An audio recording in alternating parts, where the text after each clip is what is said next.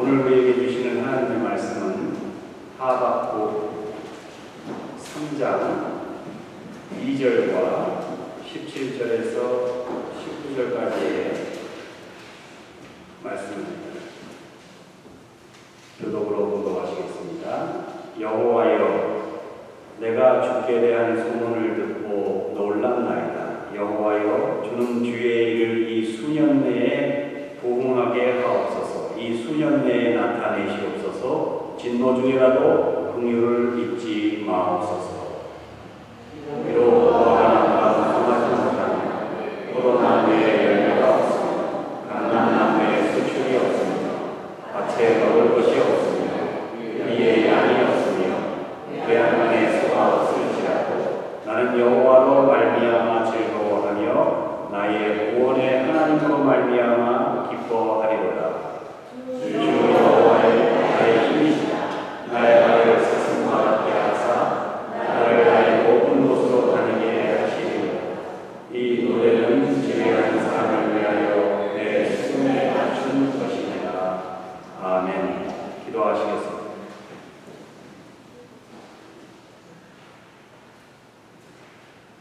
하나님께서는 저희들의 삶과 가정과 직장과 사업과 교회가 나라가 부흥하기를 원하시는데 저희들은 무엇이 진정한 부흥인지 잘 모르고 또 때로는 허탄한 부흥을 추구하기도 했습니다.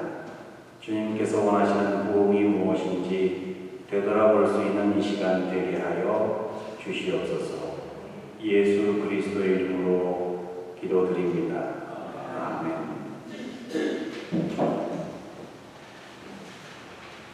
미국 목회 지도력을 연구하는 전문가 목사님이 캐리 리휘호프라는 그런 목사님이 계신데 이분이 대다수의 교회들이 교인 수 200명을 넘기지 못하는 8가지 이유라는 그런 유명한 칼럼을 썼습니다.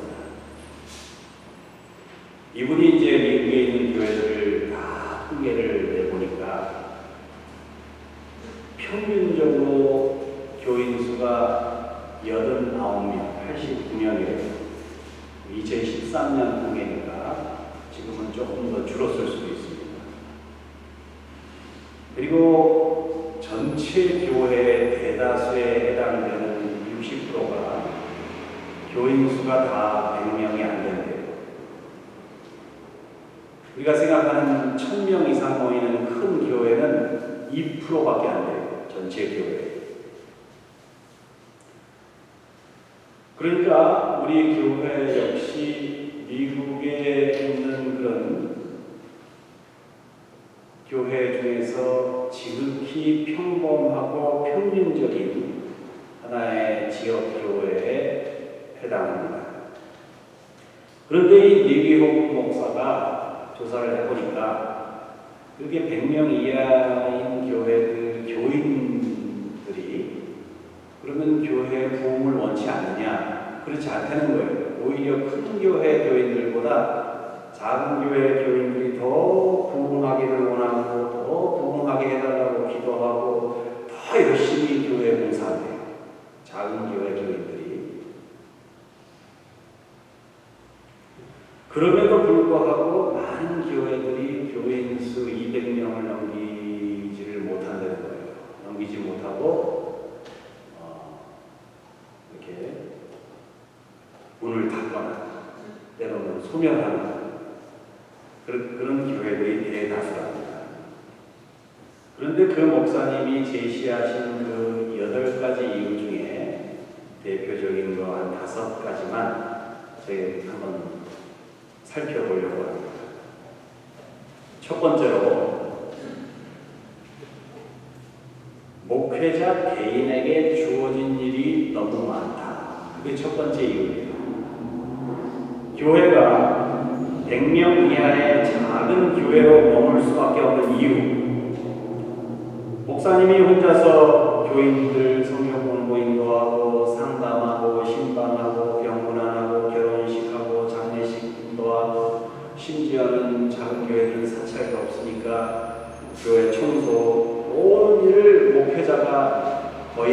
거예요.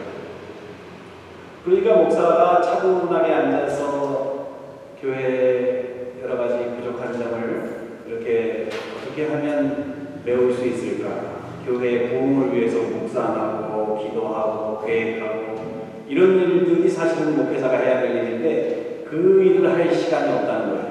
너무 매일매일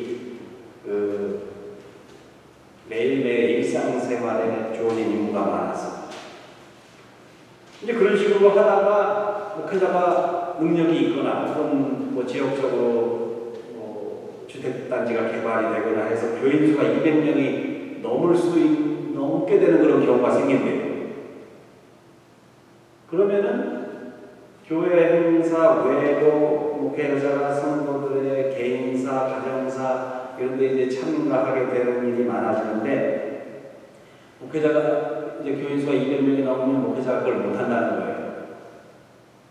그러면은 우리 목사님 교인 수가 없을 때는 교회 새로 개척할 때는 겸손하고 부지런했는데 교회가 부흥하니까 교만해졌어. 내가 불러도 오지도 않고 같이 밥 먹자 그래도 뭐 바쁜 일 있다고 그러고 교만해지고 게을러졌다고 이렇게 된다는 거예요. 그러니까 어쩌다가 200명이 넘게 돼도 교회에 문제가 생긴다는 거예요. 그런 것 때문에. 그래서 목회자에 대한 기대가 허물어져서 상처를 받게 돼서 교회에 또 어려움이 생긴다. 제 얘기가 아니고 리위호 목사님이 오랜 시일을 두고 연구한 거예요. 두 번째는 교회 지도자들에게 구체적인 목표와 전략이 없다는 거예요.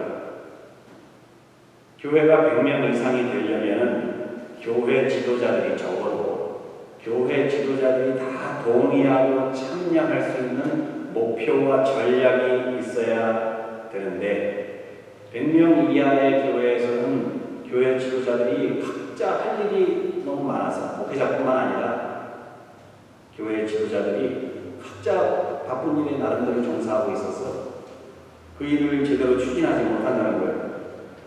교회의 사명과 비전은 교회가 무엇을 위해 왜 존재해야 하는가 그리고 전략은 그 사명과 비전을 어떻게 이루어 나갈 것인가 하는 것인데 교인들은 당연히 전도해야 되고 교회가 부흥해야 된다고 생각을 하고 있지만 그것을 어떻게 해야 될 거라는 구체적인 그런 계획은 부족하다는 거예요.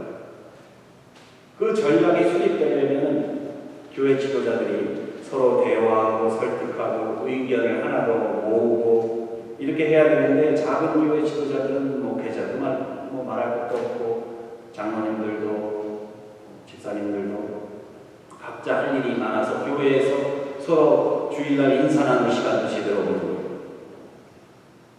교인들이 성가대 하느라 찬양팀 하느라 교사 하느라 부엌일 하느라 너무 바빠서 다른 일을 할 겨를이 없는 거예요. 차분하게 앉아가지고 식사라도 하면서 우리 교회의 미래에 대해서 논의하고 이렇게 생각해봐요. 그런 기회가 없다는 거예요. 그래서 100명을 넘기지 못하고 교회들이 주춤주춤하고 있다. 이겁니다. 세 번째로 실질적인 지도자가 지도자직을 맡지 않고 있기 때문이다. 그런 말을 했습니다. 어떤 조직이든 간에 지도자 자리에 있는 사람이 있고 실질적인 지도자가 있대요. 뭐 나라나 회사나 다 그렇답니다. 이른바 명목상의 지도자가 있고 실질적인 지도자가 있다는 거예요. 그런데 이 명목상의 지도자와 실질적인 지도자가 일치해야 그 조직이 부흥한대요. 그런데 대부분의 교회들은 그렇지 못하다는 거예요. 그러니까 캐리 니비오프 목사가 뭐라고 했냐면은 교회가 부흥하려면은 전도 열심히 하고 교회를 위해서 열심히 헌신하는 사람들이 교회의 지도자가 돼야 되는데 대부분의 교회들은 그렇지 못하는 거예요. 교회에 오래 남은 사람이 지도자가 되고 또 헌금을 많이 내는 교회는 자주 못 나오고 헌금 많이 내는 사람이 지도자가 된다는 거예요. 그래서 실질적인 지도자와 명목상의 지도자가 다르다는 거예요. 그러니까 실제적으로 일하는 지도자들이 따로 있고 명목상 지도자들이 따로 있고. 그래서 교회가 부흥을 하지 못한다. 네 번째는 열심 있는 봉사자들이 훈련되어 있지 않기 때문이라는 겁니다. 그러니까 교회에서 봉사를 열심히 하는 분들이 훈련을 받아야 되는데 그 훈련을 안 받고 무조건 열심히 하는 거예요. 그냥 부산으로 가야 되는데 목포로 가는 거죠.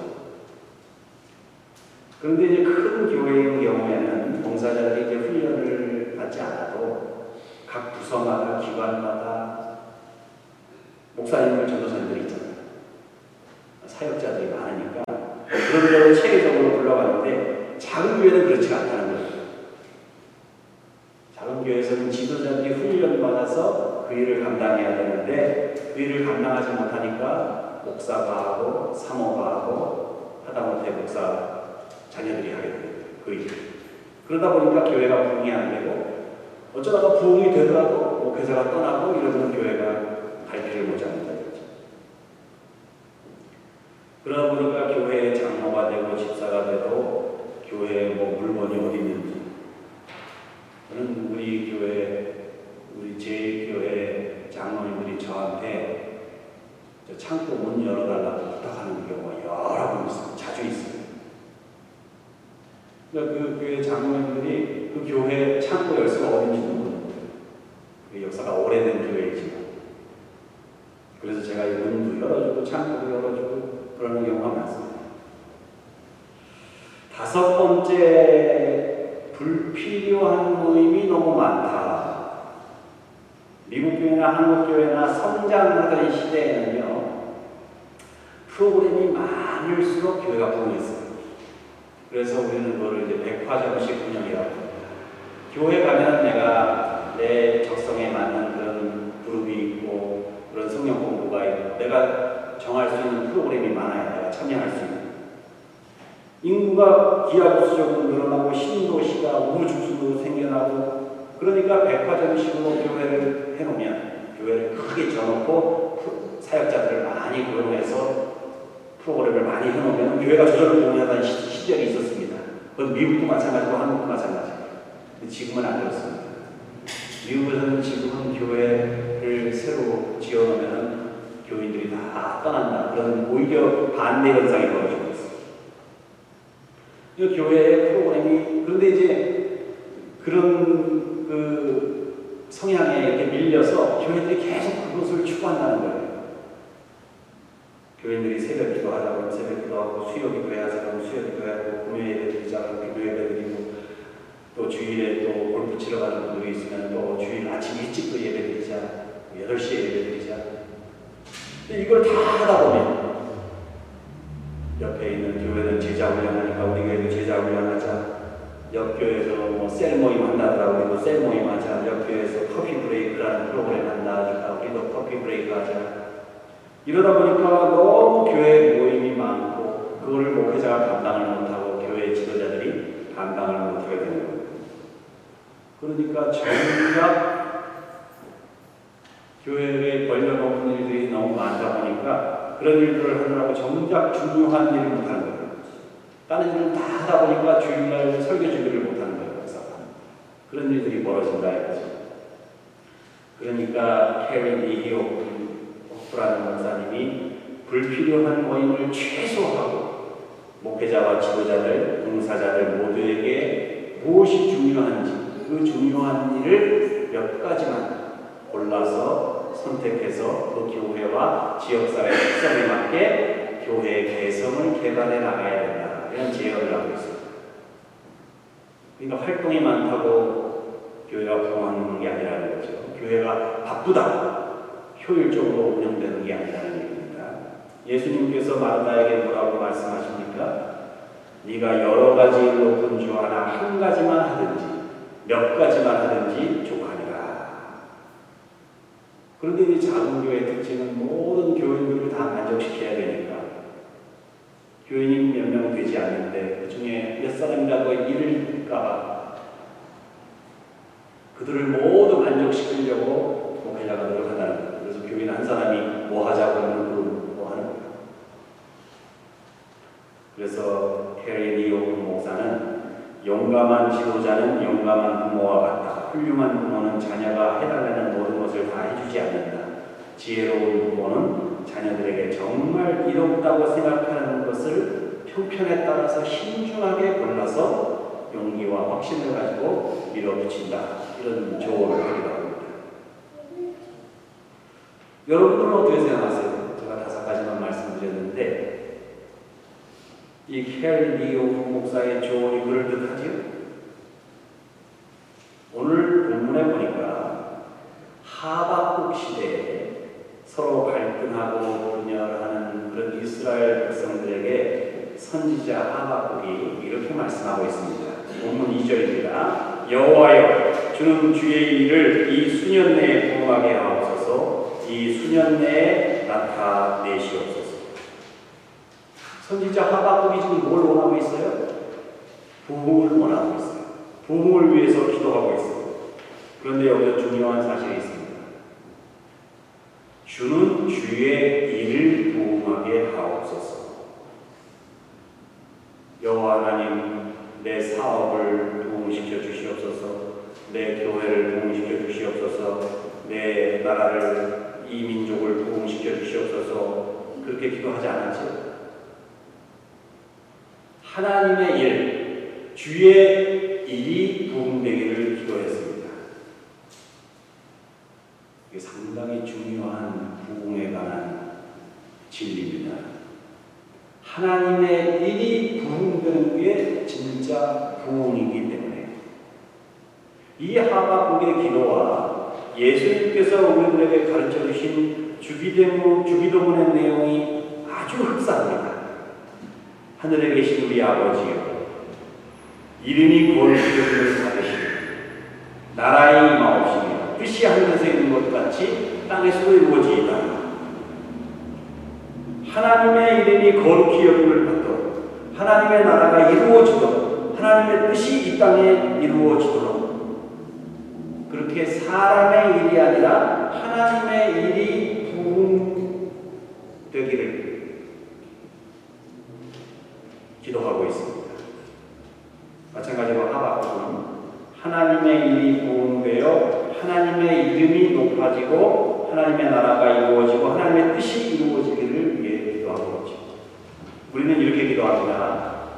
하나님, 제 사업이 잘 되면 내가 하나님의 일을 위해서 크게 헌금도 하고 봉사도 하고 그러면 하나님의 일도 부흥될 것입니다. 그러니 우선 내 사업을 부흥시켜 주십시오. 이런 식의 기도를 드릴 때가 많거든요. 그러나 진정한 부흥은 그게 아니라는 거죠. 하나님의 일이 부흥하는 게 그게 진짜 부흥이에요. 내가 입신양명하는 것도 아니고 내 집안이 부흥하는 것도 아니고 내 교회만 부흥하는 게 아니라 내 나라만 잘 되는 게 아니라 진정한 부흥은 어떤 상황 속에서도 하나님의 일이 드러나고 하나님의 일이 부흥되는 거예요. 마태복음 16장에 보면 예수님께서 가이사라 빌립보를 지나시다가 제자들에게 질문을 하시죠. 자, 사람들이 나를 누구라 하느냐? 선지자 중 하나라 합니다. 그러면 너희들은 나를 누구라 하느냐?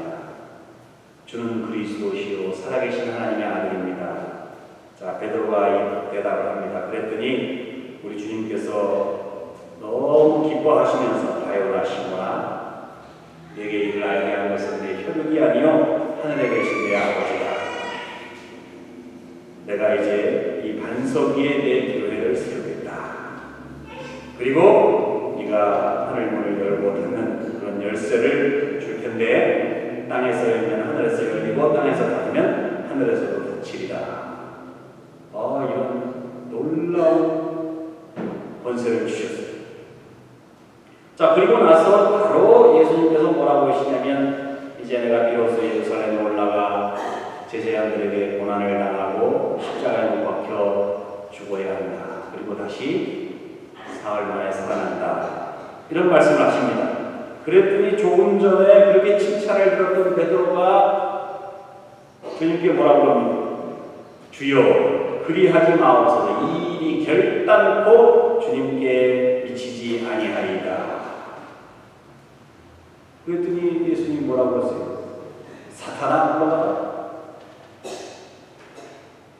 너는 나를 넘어지게 하는 자로다. 내가 하나님의 일을 생각하지 아니하고 도리어 사람의 일을 생각하는구나. 조금 전까지만 해도 천국의 열쇠를 거머쥐었던 베드로가 돌아서니까 지금 사탄이 되고, 여러분 하나님의 일은 무엇이고 사람의 일은 무엇일까? 하나님의 일과 사람의 일은 사실 종이 한 장 차이처럼 그렇게 아주 가깝습니다. 많은 사람들이 하나님의 일을 위해서 일한다고 해요. 그렇게 최선을 다해서 주님의 일을 하려고 했지만 나도 모르는 사이에 내 이익을 위해서, 내 기분을 위해서 내 일을 하고 있는 우리들 모습을 발견할 때가 많이 있습니다. 마치 하나님의 일을 한다고 큰 소리쳤던 베드로가 막상 십자가에 달려 돌아가셔야 하는 예수님께 가장 중요한 그 구속의 사역을 방해했던 것처럼,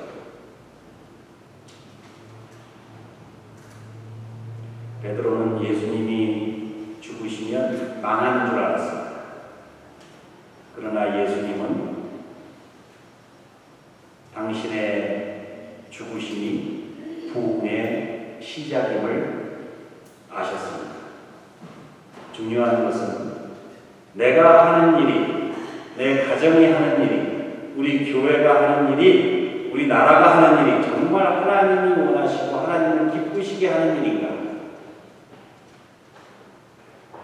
그것을 분별하여 그 일을 하는 게 중요하다. 그게 진정한 부흥의 관건입니다. 내 가정이, 우리 교회가, 우리 나라가 하나님께서 원하시는 일을 하면 하나님께서 우리 가정도 부흥시켜 주시고, 내 사업도 부흥시켜 주시고, 우리 교회도 부흥시켜 주신다는 거예요. 굳이 우리가 한다하면서 애쓰지 않아요. 거창한 하나님의 일을 하려고 하기보다 하나님의 편에 서서 하나님의 뜻이 정말 이루어지기를 위해서 내가 오늘 질 수 있는 그 십자가를 지심으로 내 인생, 내 가정, 내 사업, 내 직장, 우리 교회에서 하나님께서 원하시는 진정한 부흥이 이루어지는 것을 경험하실 수 있는 여러분과 제가 되시기를 주님의 이름으로 축원합니다. 기도하시겠습니다. 우리 주님 감사합니다. 주님께서는 저희들을 부흥시켜 주시려고 이 땅에 오셔서 십자가를 지시기까지 했는데, 주여 저희들은 하나님의 일이 부흥되기보다는 내 자신의 일이, 또 내 교회의 일이 부흥되기를 원하는 그런 얄팍한 안목을 가지고 주님의 일을 할 때가 많았습니다.